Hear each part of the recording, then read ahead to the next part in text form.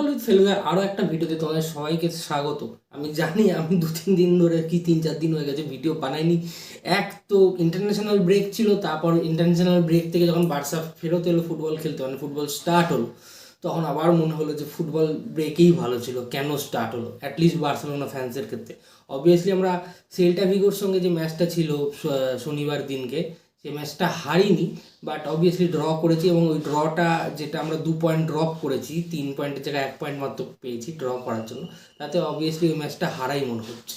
এবং তারপর থেকে মন মেজাজ ভালো ছিল বলে আমার ভিডিও করাও হয়ে ওঠেনি। কালকে রাতে, মঙ্গলবার রাতে চ্যাম্পিয়ন্স লিগের ম্যাচ ছিল বার্সেলোনা বনাম ব্রেস্ট। আমি জানি তোমাদের এখন অনেকেই মানে জোকস মাথার মধ্যে আসছে, আমার মধ্যেও আসছে, বাট ঠিক আছে, কন্ট্রোল করবো আমরা এবং এগিয়ে চলবো ফুটবলের আলোচনার দিকে। ঠিক আছে, তো বার্সেলোনা বনাম ব্রেস্টের কালকের ম্যাচটাতে অবভিয়াসলি লামিন ইয়ামাল আবার অনুপস্থিত ছিলেন, আবার মানে অ্যাবসেন্ট ছিলেন লামিন ইয়ামাল। এবং লামিন ইয়ামালের যে ওভারডোজটা হয়েছিল এই কয়েক মাস ধরে, কারণ অবভিয়াসলি লামিন ইয়ামালের মতো প্লেয়ার যদি সুস্থ থাকে, মানে ফিট থাকে, তাহলে ফিট খেলাবেই। এবং এবং দেখাই যাচ্ছে যখন ইয়ামাল খেলছে না, তখন আমাদের যে অ্যাটাক আছে, সেই অ্যাটাকের যে মানে আমাদের যে পোটেন্সিয়াল আছে, যে পোটেন্সি আছে অ্যাটাকের, সেটা কতটা কমে যাচ্ছে, বিশেষ করে কাউন্টারে। কারণ কাউন্টারে অবভিয়াসলি রাফিনার কাছে বল থাকলে বা লামিন ইয়ামালের কাছে বল থাকলে একদম অ্যাকুরেট বল ডালতো, কারণ রাফিনাকে ধরতো, এবং সেই বল ডালার লোক এখন কমে গেছে। যাই হোক, তাও ব্রেস্টের বিরুদ্ধে যে টিমটা খেলিয়েছিল কালকে হানসি ফ্লিক, সেটা একটা স্ট্রং 11 ছিল, এক্সেপ্ট ফর জেরার্ড মার্টিন। এই প্লেয়ারটাকে দেখলে আমার তো ভাই ওই কী বলে মানে মাথায় আগুন চড়ে যায়। মানে এটা দেখে মনেই হয় না এই বার্সেলোনার প্লেয়ার, মানে মানে কিরকম ঢিলে ঢালা লাঙ্কিসা, কিরকম একটা জোকারের মতো দেখতে। ঠিক সার্জিও রবার্টোর কথা মনে পড়ে, তাও সার্জিও রবার্টো ফার গুণ ভালো প্লেয়ার, মার্কোস অ্যালোনসো টাইপের প্লেয়ার। মার্কোস অ্যালোনসোর কথা মনে পড়ে, বাট মার্কোস অ্যালোনসোরও গোয়িং ফরওয়ার্ড অনেক ইয়ে ছিল, পোটেন্সি ছিল। বাট ঠিক আছে, কালকের ম্যাচে জেরার্ড মার্টিন সেমন একটা মিস্টেক করেনি, বাট একটা অ্যাসিস্টও করেছে, তো ঠিক আছে, কালকের ম্যাচের জন্য প্রেস করা যায় জেরার্ড মার্টিনকে। কালকের ম্যাচে রবার্ট লেভানডস্কি তার কী বলে 99 গোল করে গেছিলো চ্যাম্পিয়ন্স লিগে, সেখান থেকে আরও 2টো গোল করে ব্রেস স্কোর করে। ফার্স্টেই একটা পেনাল্টি পেয়ে যায়, এবং সেই পেনাল্টির পরে আরেকটা লাস্টের দিকে একদম গেম শেষ হওয়ার 2 মিনিট বাকি ছিল, তখন একটা দারুণ একটা ফার পোস্ট ফিনিশ করে 101 নম্বর গোল করে ফেলে চ্যাম্পিয়ন্স লিগে তার। এবং তার আগে শুধু 2টো প্লেয়ারই আছে, সেই 2টো প্লেয়ার অবভিয়াসলি ক্রিশ্চিয়ানো রোনাল্ডো 140 গোল করেছে চ্যাম্পিয়ন্স লিগে, তারপরে লিওনেল মেসি 129 গোল করেছে চ্যাম্পিয়ন্স লিগে, এবং তারপরে লেভানডস্কি 101 গোল করে। তো অবভিয়াসলি একটা গোট তো বটেই, Lewandowski is one of the best striker in our generation. কিন্তু কালকের ম্যাচে কালকের ম্যাচ যদি নিয়ে আলোচনা করি, তাহলে কালকের ম্যাচে শুরুর দিকে আমি কয়েকটা টপিকে আলোচনা করবো, বেশি আমি এই ম্যাচ নিয়ে খাটাবো না। কারণ কালকের ম্যাচে শুরুর দিকে আমি দেখি যে কুন্ডে যে ছিল, কুন্ডের পারফরমেন্সে আমি একটু ল্যাগ দেখছি, একটু ল্যাগ, একটু স্লাগিশ টাইপ, একটু মানে সিঙ্কে নেই টিমের সঙ্গে। তো এই জিনিসটা দেখছিলাম। সেকেন্ড হাফে যত ধীরে হয়েছে কুন্ডের পারফরমেন্স বেটার হয়েছে। ওকে, কালকে শুরুর দিক থেকে আমি অলমোকে একটুখানি স্লাগিশ দেখছিলাম, কারণ রাফিনা ভালো খেলছিল, কাসাটো পেদ্রি অসাধারণ খেলছিল, লেভানডস্কিও ফর্মে ছিল মোটামুটি ঠিকঠাক, কিন্তু অলমোর টাচগুলো মানে বারবার ফ্লিক করতে চেয়েছিল, সেখানে সেই সব জায়গাগুলো মানে একটু স্লাগিশ লাগছিল। But what a finish by Olmo, what a finish, মানে inside the box, going around the defender and one touch finish, pure beauty, what a finish by Olmo. But কালকের ম্যাচে গোল করে থাকলেও আমি বলবো অলমোর কিন্তু সেরকম একটা ভালো ম্যাচ যায়নি। এবং আমাদের ফার্মিন কি করে কালকের ম্যাচে একটাও গোল করলো না, এইটাই আমার সবথেকে কিছু অবাকের কথা। মানে ফার্মিনের কাছে 3খানা চান্স ছিল, মানে 3খানা, মানে হ্যাট্রিক করতে পারতো ফার্মিন, মানে আর সব ইজি চান্সেস, এমন না যে কঠিন চান্সেস। ফার্স্ট শটটা স্কাফ করে দিল, যেটা অতিরিক্ত হাই প্রেসের জন্য পেয়েছিল। সেকেন্ডে একটা হেডার পেয়েছিল, ওপেন হেডার, যেটা গোলকিপারের পায়ে মারলো। তো সুতরাং আরও একটা এরকম চান্স ছিল ফার্মিনের। তো সুতরাং ফার্মিন ভালো খেলেছে, but should have finish those chances, ঠিক আছে। অন্য বড় টিমের সঙ্গে আমরা এই মৌকাগুলো পাবো না।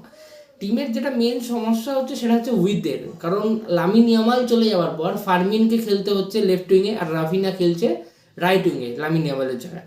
আর ফার্মিন যেহেতু লেফট উইংয়ে খেলছে, Fermin as a midfielder, as a CAM, he is not a left winger, মানে he is not a winger. তো সে পিচটাকে ওয়াইড করছে না, সে বাইরে দাঁড়িয়ে যাচ্ছে না, সে ভেতরে চলে আসছে, টাকটিন হয়ে যাচ্ছে। তো তার ফলে ওই যে সেই সাইডটা পুরো ফাঁকাই পড়ে রয়েছে, ভ্যাকেন্টই পড়ে যাচ্ছে। তো আমাদের ওই সাইড দিয়ে অ্যাটাকের যে থ্রেট সেটাই হচ্ছে না, শুধু যা হচ্ছে মিডিল দিয়ে। আর মিডিল যদি আমি ক্রাউড করে দিই, অপোনেন্ট টিম ক্রাউড করে দেয় মিডফিল্ডার আর সেন্টার ব্যাকস এসব দিয়ে, ডিফেন্স দিয়ে, তাহলে আমি কোথা দিয়ে বল চলবে? যেটা বল চলতো সাইড দিয়ে সেটা চলছে না।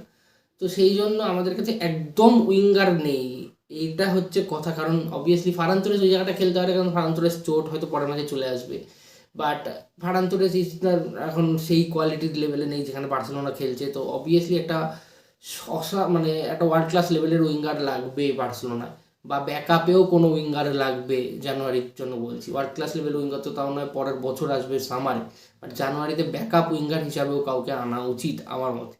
আর এরপর ছাড়া যদি আর কিছু বলার থাকে, পেদ্রিকে নিয়ে কথা বলবো। হোয়াট এ প্লেয়ার ভাই! মানে আমাকে এত খুশি হয়তো অন্য খুব কম জিনিসই আছে যে জিনিসগুলো দেয় পেদ্রির থেকে। মানে মানে পেদ্রিকে যখন আমি খেলতে দেখি, ওর থেকে বেশি খুশি আমাকে খুব কম জিনিসই আছে যেটা পৃথিবীতে দেয়। মানে বল পা নিয়ে, without any assist, without any goal, without any chance creation, পায়ে বল নিয়ে Pedri is like a little magician. মানে ইনিয়েস্তা যাবে আমি জানি না, but Pedri is little magician. মানে কি ক্যালিবার পেদ্রি খেলা! মানে ওই বাটার, গরম বাটারের মধ্যে ছুরি চালিয়ে দিলে যেরকম ব্যাপার, সেরকম একদম একদম মানে একদম সিল্কি স্মুথ, একদম বাটার চিকেনের যে বাটার সেরকম একদম, মানে একদম মাখমাল একদম পেদ্রি। কি হাওয়া থেকে বল লাফিয়ে নাবিয়ে কি বলে একজন দুজনকে নাটমেক করে দিচ্ছে, সেরকম কাম, সেরকম পেশেন্স। What a player! এবারে সত্যি মানে it will be such a shame, it will be such a shame if you just compare Pedri with Bellingham or any other goal scoring midfielder. Because পেদ্রির main কাজটা goal scoring না, main কাজটা কি বলে, Pedri হচ্ছে মানে chance create করা বা মিডফিল্ডে কাম নিয়ে আসা। চান্স ক্রিয়েট করার থেকেও মিডফিল্ডে কাম নিয়ে আসা, বল রোটেট করা, মিডফিল্ডটাকে চালিত করা। কারণ ও মানে সিডিএমে খেলছে, ডবল ডবল ডবল সিডিএম খেলায়, ডবল পিভটে পেদ্রি খেলছে। ওখান থেকে পেদ্রি গোল ক্রিয়েট করা ভাবছো কি করে? গোল করবে ওখান থেকে ভাবছো কি করে? আমি যদি জুড বেলিংহামকে নাম্বার 9 স্ট্রাইকারের দিকে নামিয়ে নিয়ে সিডিএমে খেলায়, জুড বেলিংহাম গোল করতে পারবে তো? তুমি তুলনা করার হচ্ছে মানে জুড বেলিংহামের সঙ্গে যে নাম্বার 9-এ খেলছে, আর তুমি পেদ্রিকে খেলাচ্ছ তোমার টিমের চুয়ামেনি যে পজিশনে খেলে সেই সঙ্গে, তো চুয়ামেনির সঙ্গে তুলনা করো না। বাট যাই হোক, আমি ওইসব বোকা কথা বলবো না। আজকে রাতে আরও একটা বড় ম্যাচ আছে, লিভারপুল বনাম রিয়াল মাদ্রিদ। এখানে পাস্ট কয়েক বছর ধরে রিয়াল মাদ্রিদ সব কটা ম্যাচই জিতেছে, কিন্তু এখন এইটা একটু হলেও হয়তো ঘুরেছে। বাট এটা আমরা মানে হয়তো ঘুরেছে মানে লিভারপুলের হয়তো একটু হলেও এখানে মানে ইয়ে থাকবে আর কি, তোমার কি বলবো, অ্যাডভান্টেজ থাকবে, ঘরের মাঠে খেলা সমস্ত কিছু। আর রিয়াল অনেক পেছনে আছে টেবিলে, রিয়ালকে জিততেই হবে। কিন্তু তা বলা সত্ত্বেও যতবারই বলা হয়েছে যে লিভারপুলের অ্যাডভান্টেজ আছে, রিয়ালই জিতেছে, তো সেক্ষেত্রে আমরা আর চ্যাম্পিয়ন্স লিগ যাবো, সেখানে আমরা কিছু বলবো না। আজ এই ভিডিওটা এখানেই শেষ করছি। ভিডিওটা ভালো থাকলে অবভিয়াসলি একটা লাইক করে দাও আর সাবস্ক্রাইব করে দাও, আর বন্ধুদের সঙ্গে শেয়ার করে নাও প্লিজ। মানে বন্ধুদের সঙ্গে না শেয়ার করলে কেউ আমার ভিডিও দেখবে না ভাই, তোমরা আমার বন্ধুদের সঙ্গে শেয়ার করে নাও একটু। আর তোমাদের সঙ্গে দেখা হচ্ছে কালকে পরের ভিডিওতে।